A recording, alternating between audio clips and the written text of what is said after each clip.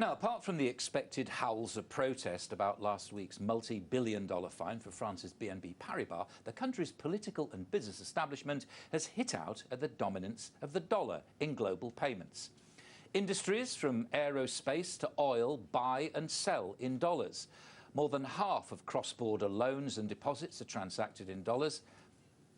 And in a recent global survey of the $5 trillion a day foreign exchange market, the dollar was on one side of nearly 90% of all trades. Many central banks hold more than 60% of their foreign reserves in the US currency. So why the dollar dominance and with her, for example, the euro and the yuan? I'm joined by Yannick Naud from Sturgeon Capital.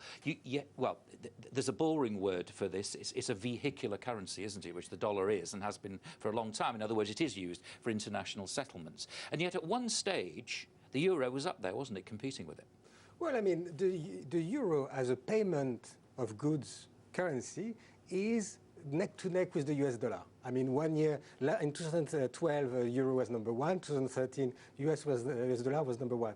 What is in fact interesting is which currency is used in terms of trade finance, because all in all, everything is coming from, you know, what's happened to BNP, which was financing oil trade in US dollar. That was the main problem. But you have to say, don't you, as far as the world's concerned, I mean, in a very simple sense, you can walk more or less anywhere in the world with a dollar bill, yes, or a $10 bill rather, and people accept it, don't they? I mean, is it the same with the euro, for example? Because that's where all this comes from, doesn't it, start? Yeah, I think the influence of currency is changing depending on trade. I mean, historically, if you come back to 1400, I mean, it's been changing from first Portugal, Spain, Netherlands, France, Great Britain, and now US dollar. So whatever trade, whatever country is the most trading country, usually years after, a decade after, the currency is starting to become more and more accepted. I mean, given the trend in China, we could think that, you know, in 20 years' time, the renminbi could be the #1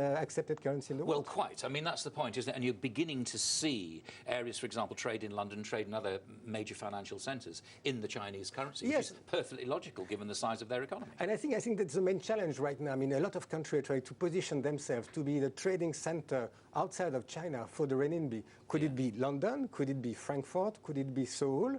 Angela Merkel now is in China. I think it's the 7th trip since 2005. I mean, she's been the European leader going there the most often. And one of the things she wants to achieve is to make sure that Frankfurt will be the center for renminbi. I mean, does the French establishment, business and political, have a point here? Or are they just bringing up an argument which has been going on in the background for quite a few years? Not a lot. I think one government will not change how the currency, how you settle a transaction. It is true, and I think it is true. And for example, Monsieur Noyer, one of the governor of the Banque de France, say that with what happened to BNP, there could be an impact in terms of the settlement of transaction, because a lot of company or a lot of country probably don't want to be subjected to US law. So that could be there could be an impact.